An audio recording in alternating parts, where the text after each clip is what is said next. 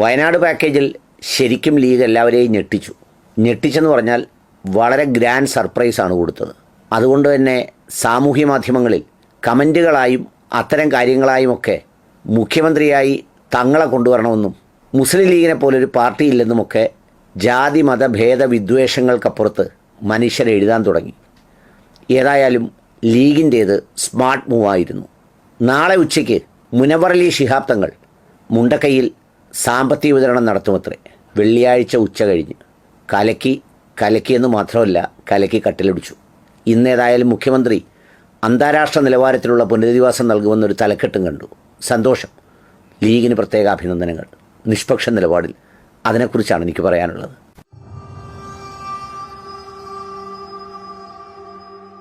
കലക്കി കട്ടിലൊടിച്ചു എന്നൊക്കെ നമ്മൾ പറയാറുണ്ട്. അതൊരു നാടൻ പ്രയോഗമാണ്. അത് വേറൊന്നിനുമല്ല പറയുന്നത്.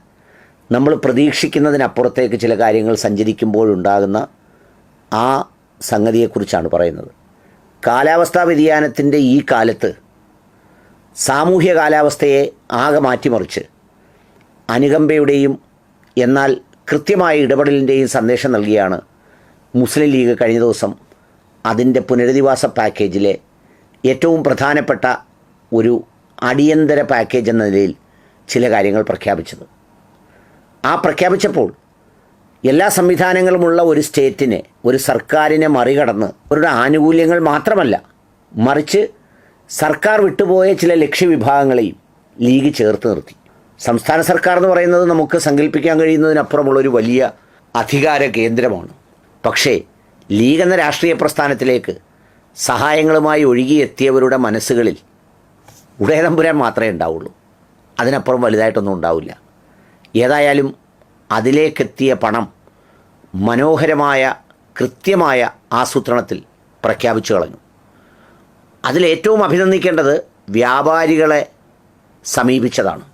40ഓളം വ്യാപാരികൾക്ക് 50,000 രൂപ എന്ന് പറഞ്ഞ ധനസഹായം ഇനി സർക്കാരിലാണെങ്കിൽ ചിലപ്പോൾ അതിന് വ്യവസായ വകുപ്പ് കൂടി, വാണിജ്യ വകുപ്പ് കൂടി, അതിൻ്റെ മറ്റേത് പരിശോധിച്ചു, രേഖ പരിശോധിച്ചു, അത് പരിശോധിച്ചു, ഇത് പരിശോധിച്ചു, മരിച്ചവരുടെ സർട്ടിഫിക്കറ്റ് മരിച്ചവർ തന്നെ ഹാജരാക്കണമെന്നൊക്കെ പറയുന്ന സ്ഥിതിയിലേക്കൊക്കെ ചിലപ്പോൾ എത്തിയേക്കാം.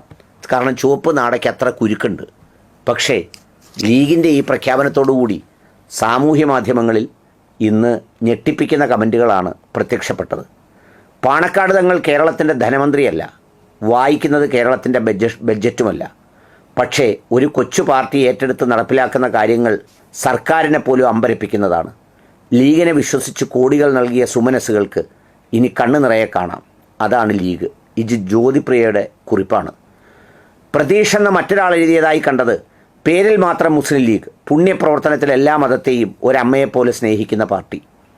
അതുപോലെ തന്നെ മാതൃഭൂമിയുടെ വാർത്തയ്ക്ക് താഴെ പ്രമോദ് വി എന്ന് പറയുന്ന മറ്റൊരാൾ എഴുതിയത് ഈ സർക്കാരിനെ പിരിച്ചുവിട്ട് ഇവരെയൊക്കെയാണ് ഭരണമേൽപ്പിക്കേണ്ടത്. ഏതായാലും ഈ പറഞ്ഞതുപോലെ വികാരപ്രകടനങ്ങളാൽ പലരും കുറിക്കുന്നതാണെങ്കിലും അക്ഷരാർത്ഥത്തിൽ ഇന്ന് കേരളം പൊതുസമൂഹത്തിൽ ചർച്ച ചെയ്തതാകെയും ലീഗിൻ്റെ മനോഹരമായൊരു പാക്കേജാണ്. അവിടെ ശരിക്കും ഇടക്കാലത്തേക്കോ അല്പകാലത്തേക്കോ ഉള്ള ഒരു മുഖ്യമന്ത്രി സ്ഥാനത്തെക്കാളോ മന്ത്രിസ്ഥാനത്തെക്കാളോ ഹൃദയം ചേർത്ത് വെച്ച പാണക്കാട് കുടുംബത്തിൻ്റെ വിശ്വാസവും സ്നേഹവും അതർഹിക്കുന്ന രീതിയിൽ മടക്കി നൽകിയ ആ കുടുംബത്തിൻ്റെ ഏറ്റവും മനോഹരമായ വികാരവായ്പും സത്യസന്ധതയും സുതാര്യതയുമാണ് അതിൻ്റെ ആ ഭംഗിയെ ഇത്രമേൽ ഊഷ്മളമാക്കിയത്.